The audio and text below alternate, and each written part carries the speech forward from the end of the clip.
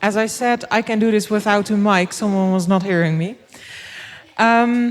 So welcome to the seminar about podcast evangelism. We have Leah and Thomas with us, and they will introduce themselves. But I have one announcement, and that is that Q&A will be at the end. So in order to make it somewhat in time for dinner, please write down your questions, and there will be Q&A. So good luck. Thank you.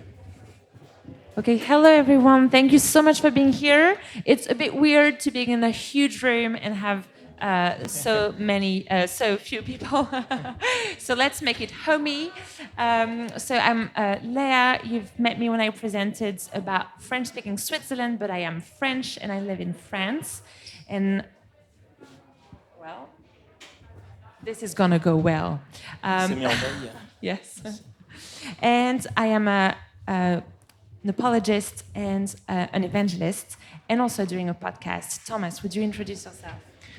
Okay, I'm Thomas. I live in the suburb of Paris. I am French too. I am also an evangelist and an apologist. I have a YouTube channel called Thomas le Pasteur. You will be informed later. And so I do some very short apologetic videos. Okay, so today we are talking about podcasts. So just a few figures to plunge into the theme. Oops.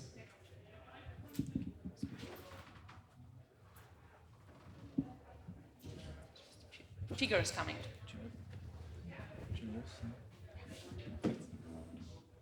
Okay, in 2019, there were globally 274.8 million podcast listeners.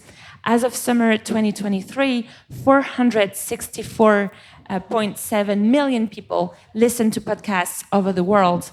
It is predicted that the number will be around 504.9 million by the end of 2024. According to one data group, there exist over 5 million podcasts globally, which represents over 70 million episodes. Less than 3 years ago, there were only 600,000 of them, so the growth is exponential and a bit crazy. Video podcast production is also higher than ever. So I don't know how you react to numbers. I'm a humanities girl. I don't know that much about numbers, but they strike me as being kind of huge.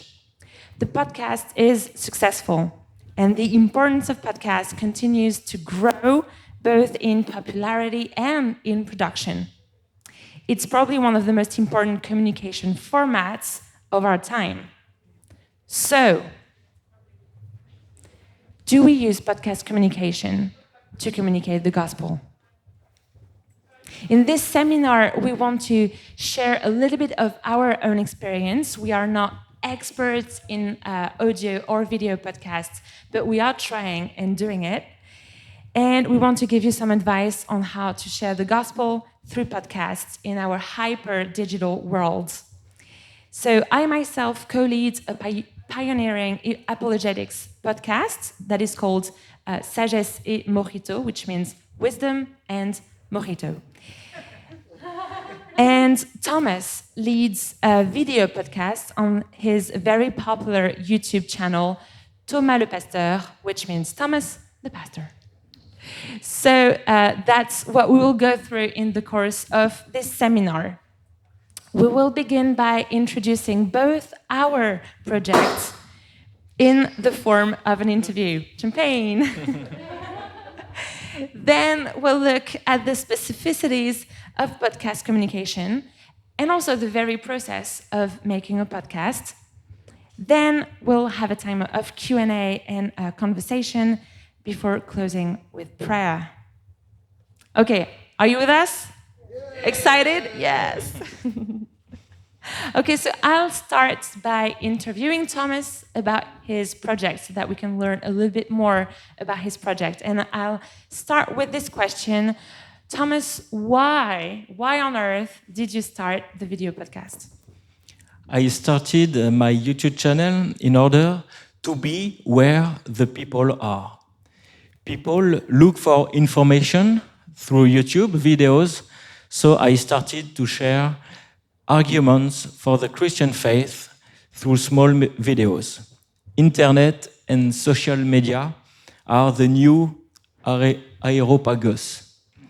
Moreover, making video is simple and very fun. Thank you so much. Thomas, what are your main challenges? And also, what gives you the most joy? My main challenges are to deal with comments. Some comments are encouraging and nice. Some are mean. And some are very hard to answer. They challenged my own faith. Answering comments can take a lot of time. I had to learn, and I am still learning, to discern how to answer comments, how far to go, and if it is really worthy. My biggest joy is when somebody writes me that the video have helped him to get closer to faith. And it happened. I also like when I can get in touch more personally, in a more personal relationship with the viewer. For example, I met in person 2 atheist people, and it changed the way we interact now. Thank you so much. That's amazing, no, to bridge from the digital world to the actual real world.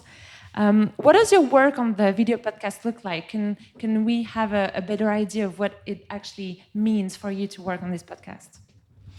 First, I choose the subject of my video.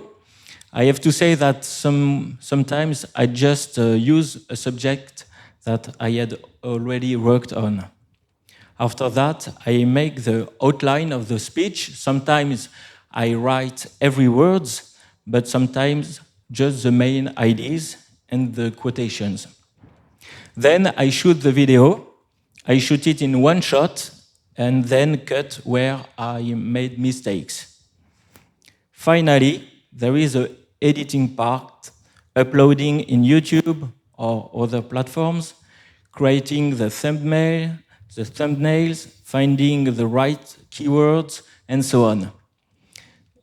A lot of work is also to answer comments. And please, could you share a testimony of evangelism through the video podcast? Each year, I organize a week of online events.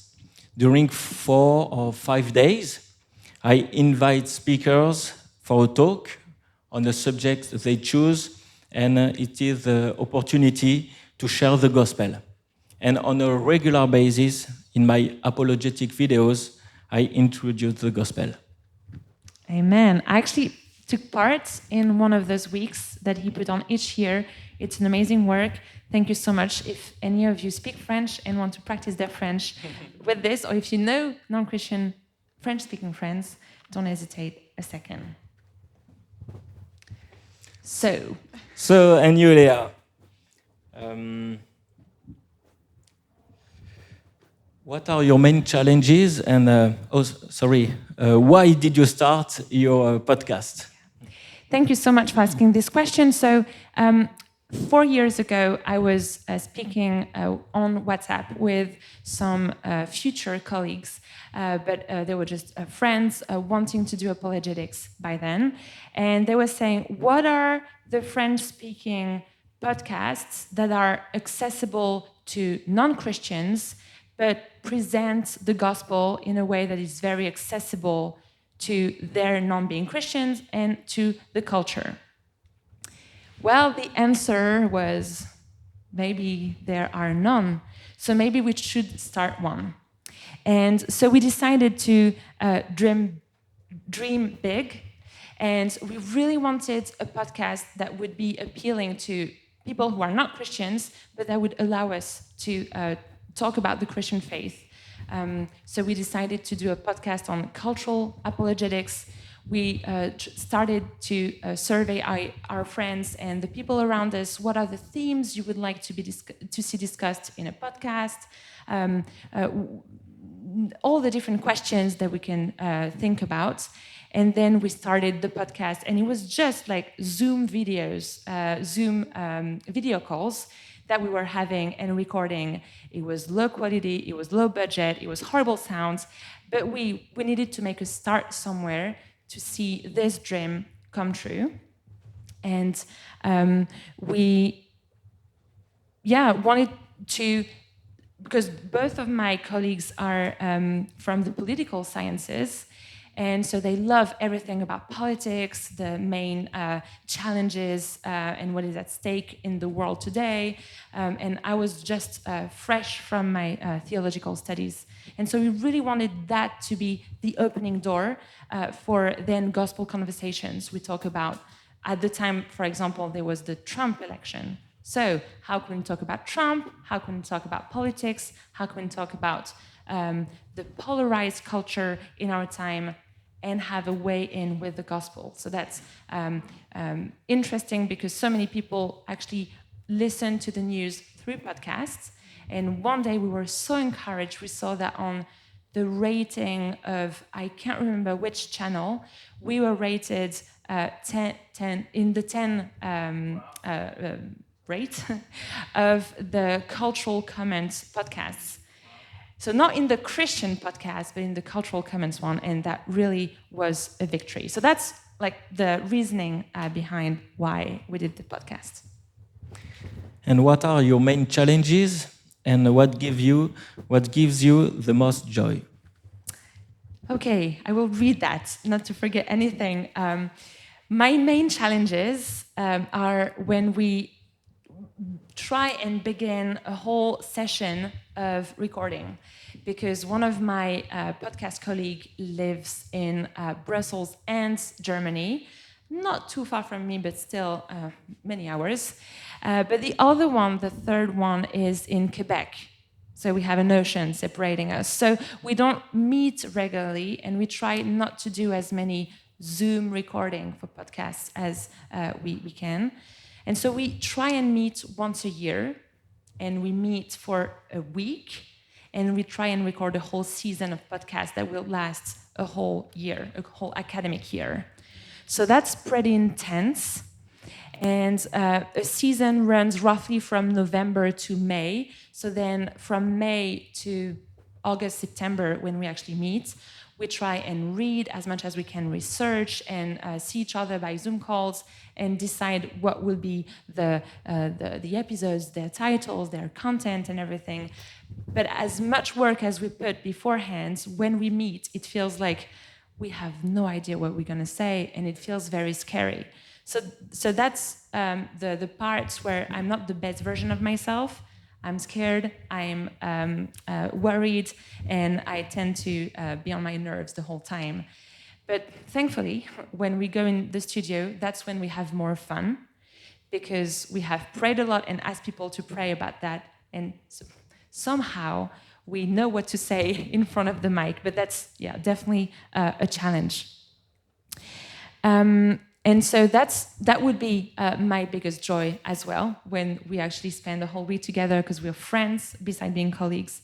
But also we can see with all those topics that we've been thinking about, and I was talking about Trump, but we can talk about anxiety, rest, gender, so many different things from culture. As we enter the studio and we actually see that there are ways for the gospel to penetrate in those conversations in so many, evangelistic threads, that's an encouragement for my faith. Obviously, that's an encouragement for the podcast as well, but that's an encouragement for all the people that we can then send the podcast to, and that can be listening to those small gospel presentations. What does your work on the podcast look like?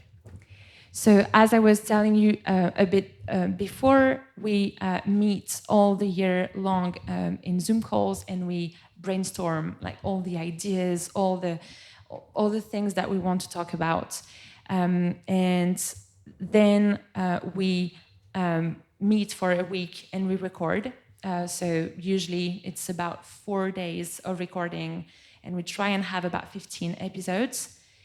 And then we have a little break, and then I start with another guy from the team the work on post-prod with watching the rush, because actually we have both video and sound, although we have much less people watching our podcast and much more listening. Much less watching, sorry. But so I watch the rush and I decide what to cut, if there is something to be added, like sound or video, whatever it is.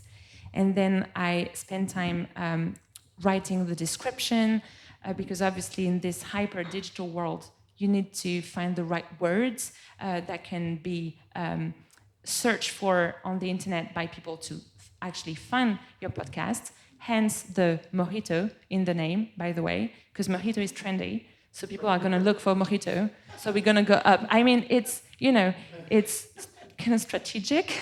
Are we hoping it is strategic? Afterwards. After the whole week is over. 15. And yes, and then everything that Thomas had said about the comments, although we have much less comment, and that's actually a challenge in a world with so many podcasts, like million listeners and million episodes. Well, people tend to switch from one podcast to the other, and trying to build the community we find is actually very hard. So we're working on it. Thank you. And can you share a testimony of evangelism through the Apologetic podcast? So I have one story that I like to be reminded of. We had a comment on Apple Podcasts when we launched the podcast, so a few months afterwards, from someone we didn't know. So that's encouraging, because we love our friends and family to listen, but we want to reach out to the others as well. And the comment went like this: a must listen. I think this podcast is really wonderful. So at the moment we're like, oh, thank you, that's great, but that's not the end of it. I'm a Muslim and I'm really fed up with being stigmatized day after day. Finally, a podcast that gives a different perspective on current events. I really like the international aspect of the podcast. I also think the production and editing are very well done. Well done. Keep finding meaning.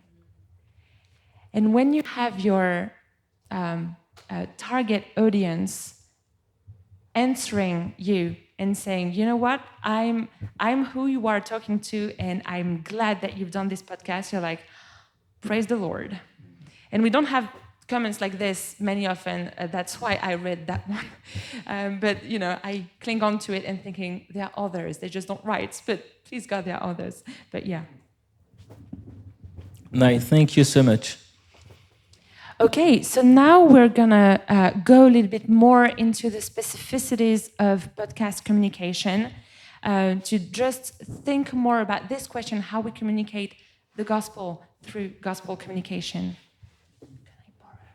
Yes, thank you. So, in 1964, Marshall McLuhan published his famous book, Understanding Media, The Extensions of Man. And in it, he developed his central iconic idea, summed up in just 5 words: the medium is the message. And so basically, he was trying to demonstrate that the content of the communication, whatever it is incidental. The real message is in the means you are communicating it with. So he talked about a lot of media, like press, radio, television, books, the media of his time. And he said that was like an extension of our own body. And so those media become the kind of organs you are listening the message with. And it really has an impact on everything, your nervous system, how you are actually reacting to the information. if this is press, if this is radio, if this is whatever it is, the content can be the same, but the way you will receive it will be completely different. Almost 60 years later, I think that his observation has never been truer, because now we have the communication means on our smartphones, in our pockets, sometimes even directly related to our ears via Bluetooth. And so that has an incidence on the way that we receive communication. And why I'm telling you that is because McLuhan is interesting, but more specifically, because I do think it has a real impact on the actual communication through the podcast. You have to bear in mind that that person is listening to your podcast is probably doing something and having the podcast playing on the smartphone in their pockets and directly to their ears via Bluetooth. That has an incidence on how you speak to them, how they receive the message, right? So podcast is communication that you can take in the pocket while doing so many other things. So how do we communicate the gospel to someone who's listening to you while cutting the potatoes for dinner, or going into the bus for their daily trip to work? And sometimes, potato is burning, so you pay less attention because you have to focus on the potatoes being burned and your dinner being scratched. And sometimes there is a lot of noise in the bus. All of this means that this communication will be cut on and off. People will pay attention on and off, and that's fine. But then the way that you present your gospel presentation, the way that you give your argument, the way that you talk to your audience, will have to take this into consideration. So, a few ideas for me to bear in mind when we have stated this. One advice that I've been given was to keep the audience on the shoulder.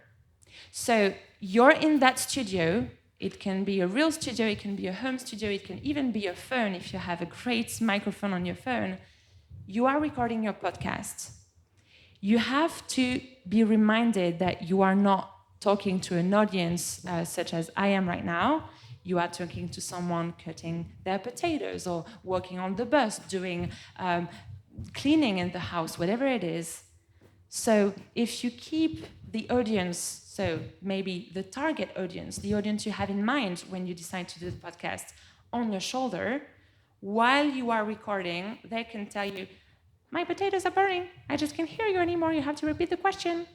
Or you have to, take back your argument right from the start. You know what I'm saying? I found this was a very interesting advice for this, but also for so many other things. Like, okay, I'm explaining the gospel to a certain type of person in my head. If I'm saying something that they might not understand, if I have them on my shoulder, they will tell me, what? And then you can explain what you're saying. I know this is artificial, but I guess this is part of the game, because obviously this is a communication without listener. So I thought that helped. Another advice, actually at the back of that, how can we make sure that they didn't forget what we were saying because they were doing dinner or going on the bus, whatever? The use of rhetorical questions, the act of rephrasing what you want to say, of summarizing what you've just said. And if this is in a conversation, like I'm doing in my podcast, well, this is easier maybe because someone of the team can just pause and say, oh, what did you just say? Can you rephrase? Can you? If you're on your own, well, you have to find the tricks yourself, but to really remember that the audience is doing something else and has to be caught. Another advice is that the first 30 seconds are crucial. And I've learned that because, you've heard me speak at Feuer this year. You notice that when I have a microphone in my head, I'm like, blah, blah, blah, blah, blah. I love talking. Voila. Well, that means that many of my introductions of podcasts were like, oh, so today we are going to talk about blah, blah, blah, using the example of blah, blah, blah, and also blah, blah, blah. And by the time we've reached the music of the podcast, well, people have stopped listening because of the potato, because of the bus, or because they have plenty other million podcast episodes to listen to. So I need to learn to do something that is very countercultural and counterintuitive to me, to be quick in saying, today we're talking about this, and I'm going to show you this and this and that, and to try and do this in a way that will obviously catch their attention, because the people would be very eager to click on your podcast episode to listen to it, and they would be just as eager to click somewhere else to stop listening to you. That's a hard advice for me to take on, but I'm giving it to you because I think it's gold. Other advices, we have to know that a lot of people are listen. Maybe they are Christian, maybe they are non-Christians. So you have to make sure the content will not be misunderstood.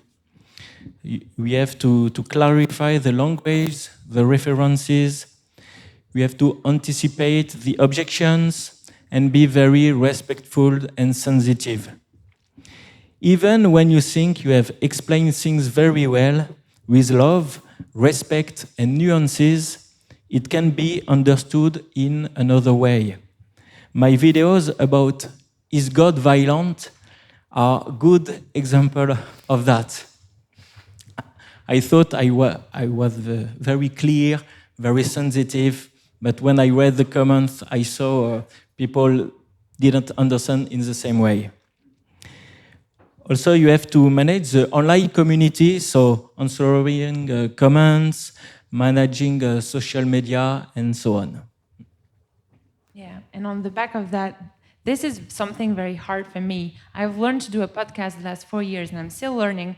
And I also have I have to learn to do like community management and answering comments and understand how social media works. Yeah, so this is the whole thing about a podcast today. I think there are challenges. So if God asks us, we will be able to overcome the challenges, but we need his help. Now, we've talked a little bit about our experiences. We've talked a little bit about the idea of communication with that listener, the specificities of podcast communication. We wanted to tell you a little bit more about the process of making a podcast. If that's of interest for you because you want to start a podcast, here are a couple of things that we can tell you from our experience. Thomas. So the first step is the general preparation. So you have to define the audience, your target audience. Do you want to speak to nominal Christians, atheists, Muslims, intellectual people, young people, and so on? And you have to define your positioning regarding the audience. Do you present yourself as a friend or an expert? Do you want to be funny or serious? You have to choose your positioning. And you have to surround yourself. So to have some advice, to have some help with the comments, some people who can pray for you, and so on. For this step, you can find very good advices on YouTube, even from non-Christian YouTubers, how to define your audience and so on. And the second step is the preparation of the episode. So you have to script, make sure it will be understandable by a large audience. After there is the proofreading and so on. And if the episode is not fully scripted, the introduction must be to be very clear and pertinent and relevant. So use identification, persuasion, and invitation or call to action. It's a good advice to organize even a podcast. Thank you, Thomas. If there is anything that we say that you think isn't clear enough or developed enough, there is Q&A very soon. The third step will be recording. If you don't have a studio or a friend or someone you know that can give you one, well, there are a few things, obviously, that you can do even from home. So for the sound, that sounds obvious, but we need a very good mic. And actually, depending on your computer or your phone, it can be a very good mic, but do ask some tech experts for what a good mic is. For the video, if you want a video podcast, you will need good lighting. That's something that I've read and seen and heard as an advice like everywhere. And good lighting, good lighting is more important than a good camera even. Because if you have a great camera but very bad lighting, well, people won't see you despite of the amazing camera you have. Lots of YouTube video actually talk about that and show examples on where exactly to put the light, which kind of light. So this is where I gathered the idea. So do go on YouTube and see that. And then for the recording, you can use one or several software that will help you actually do the record. When I'm doing a podcast on my own, when I'm alone in my little closet that has a good sound in my apartment, I use Audacity. Not sure about the pronunciation and not sure how wide those software are, but thank you. Also, Audacity. Yeah. Audacity. Oh yeah. It is I free. have never heard like Audacity. Of course. Thank you.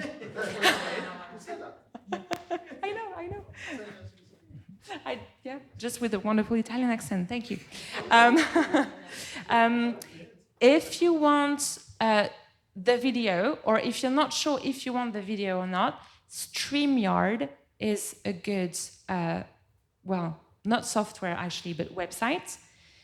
It's a bit as Zoom, but it really creates a kind of virtual studio that you can go into, and it has many different many similarities with Zoom, but it is made to stream, hence the name, on YouTube or different platforms. But you can actually record the thing without streaming it, and then download the video or even just the sound. It's not amazing like a perfect studio, but it works quite well. Then if you want advice on how to cut the video, edit the video, Thomas will be your guy, but CapCut and Canva are a good software that can really help you doing that. So, mic, lighting, software. Are you happy? First step, obviously, release. For the release, this is when you have to do the boring part, because you need, as I was saying, to cheat the algorithms a little bit. So good titles, good hashtags, plenty of words in the description, and in everywhere you could put information about your podcast that will help people actually find it eventually. You can have tools for that, such as TubeBuddy,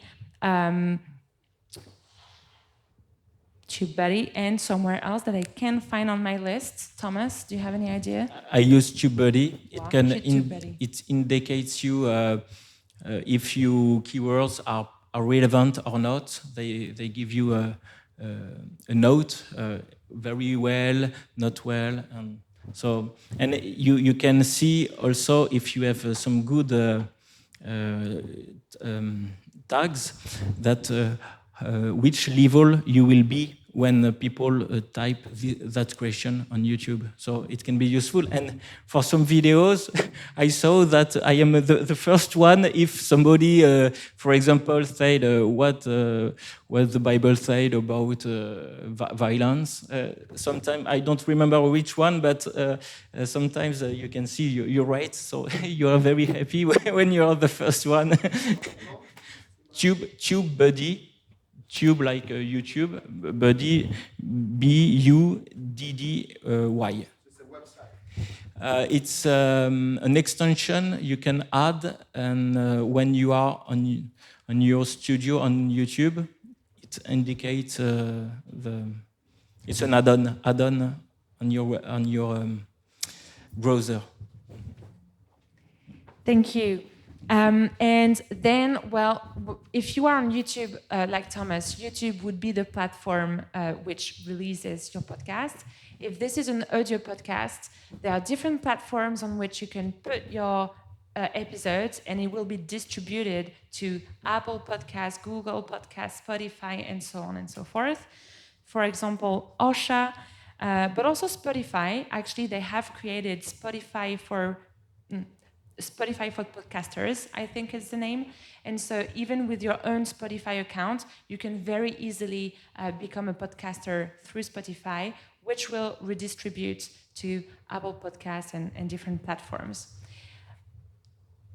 And so obviously, one last thing, maybe summarizing all those steps. Because, as we said in the beginning, it's such an important format, and people are so eager to listen to and produce podcasts.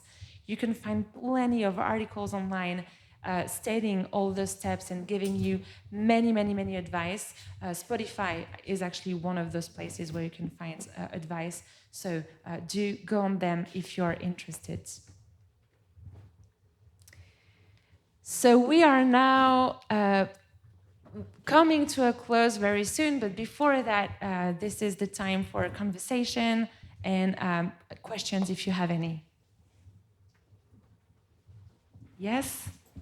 So this seems to be like a full-time job. What was like, how do you manage your time? For example, I'm part-time staff in my country.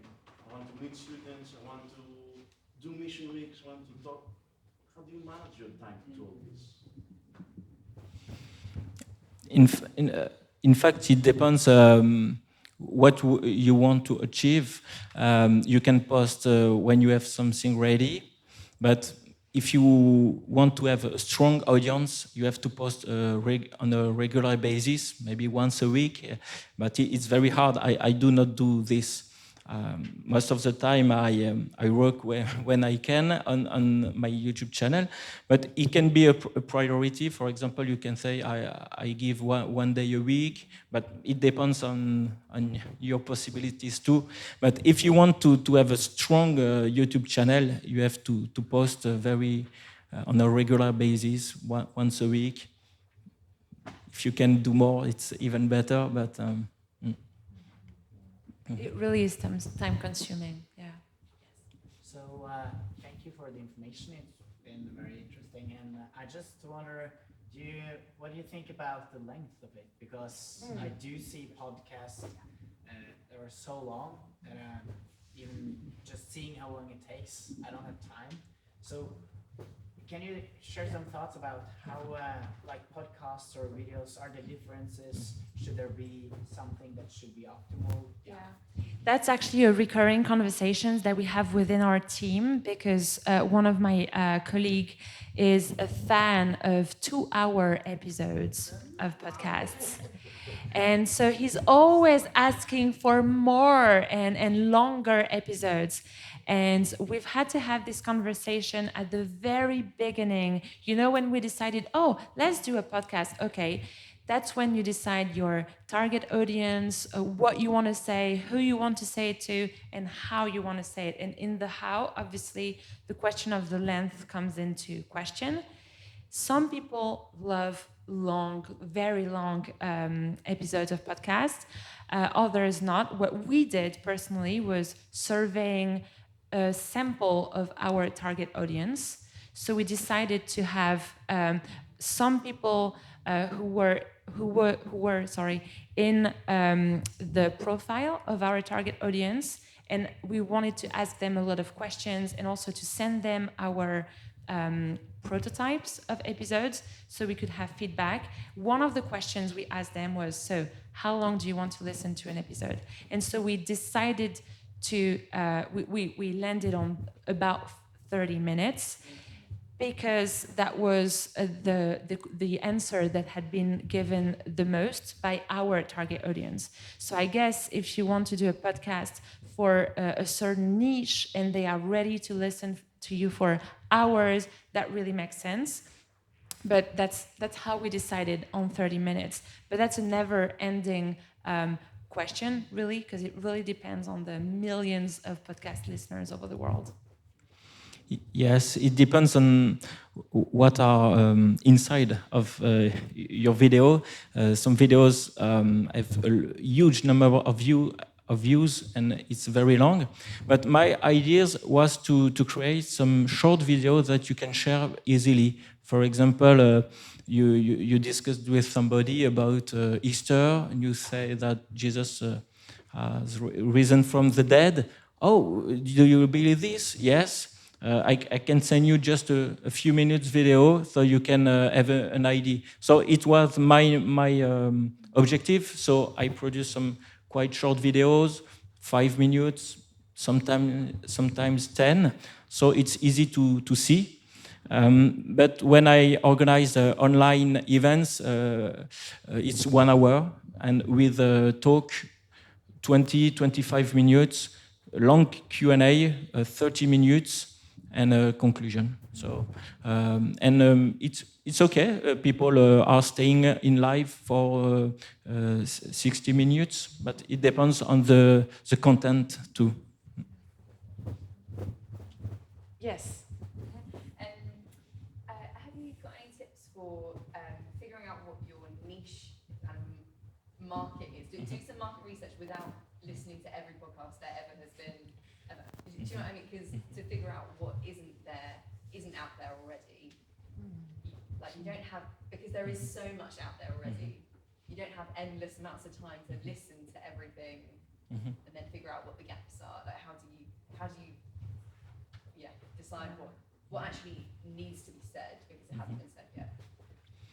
Unfortunately, on YouTube for apologetics video for non-believers, there was not a lot. So By French speakers. Yes, by French. Oh, sorry. That's going to be a huge difference. By French speaker, yes. It's other in other languages.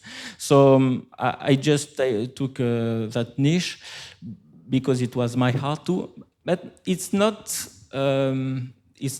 bad to do the same as someone else because you will have another style, another audience too. So yes. Yeah, I don't have anything to say. I think the gap is really between the Anglo-American world and the French-speaking world. I would just suggest that sometimes doing podcasts, we are speaking about a big theme, but then we say we need 1 hour, 2 hours to speak about all this theme.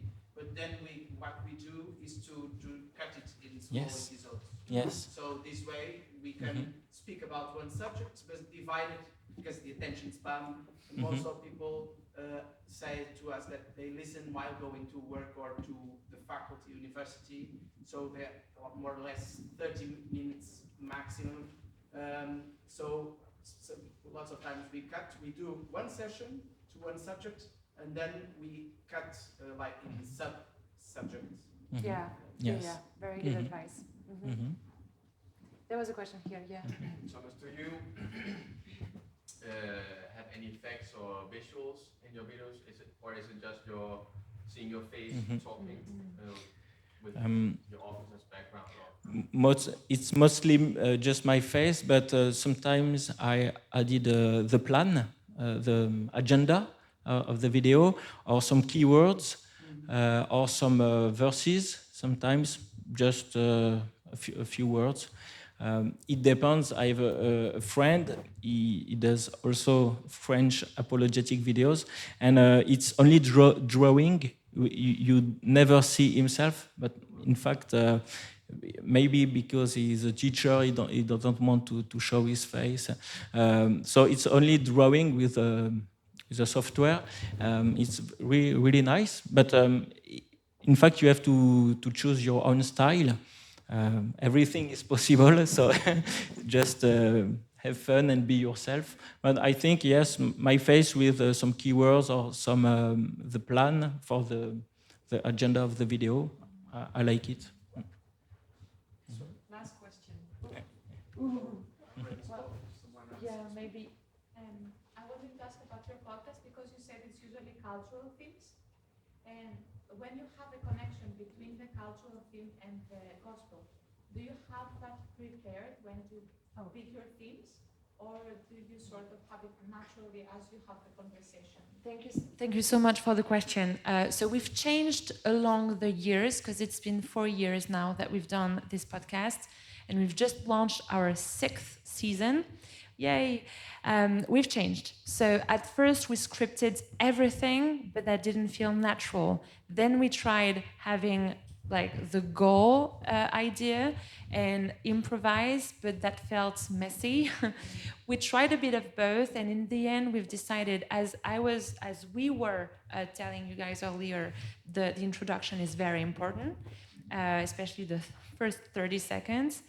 So for a Christian Christian podcast, this will be true, and as well, the gospel presentation will obviously be very important.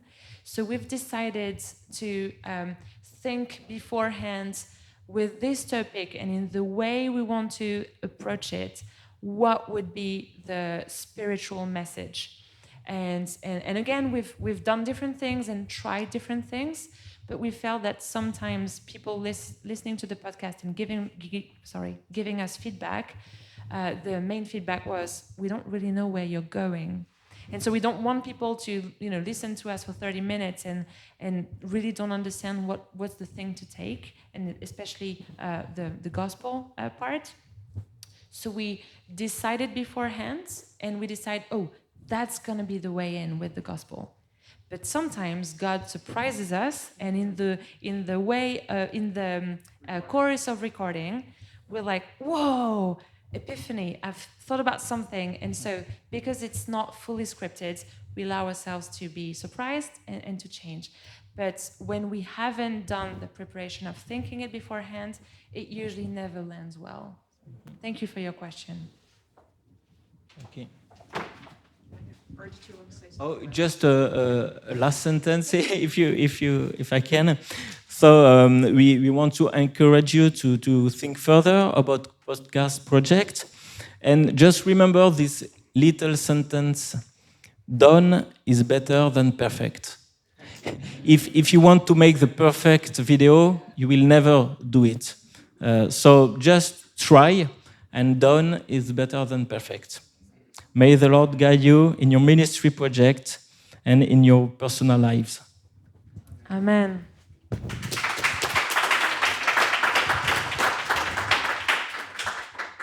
Thank you so much, Leah and Thomas, for telling us more about podcasts. I learned a lot, and I was just texting my colleague, like, we need to do this. Yes.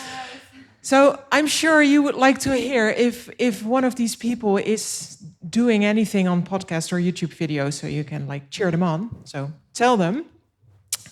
If there's more questions, I'm sure that Leah and Thomas are available during dinner, but I also want to honor all your time and in time for dinner. So, because in 1.5 hours, the evening program is starting, and it has been a long afternoon. So thank you very much. Enjoy your dinner. If you have more questions, please come to Leah and Thomas or ask them to join you for dinner, and see you in a bit. And if you want to practice French, the QR codes of both our podcasts are there, so feel free to listen to us. Thank you. Well, my dad always told me that I would get my driver's license paid by him if I learned French. Oh, Wow. I probably should.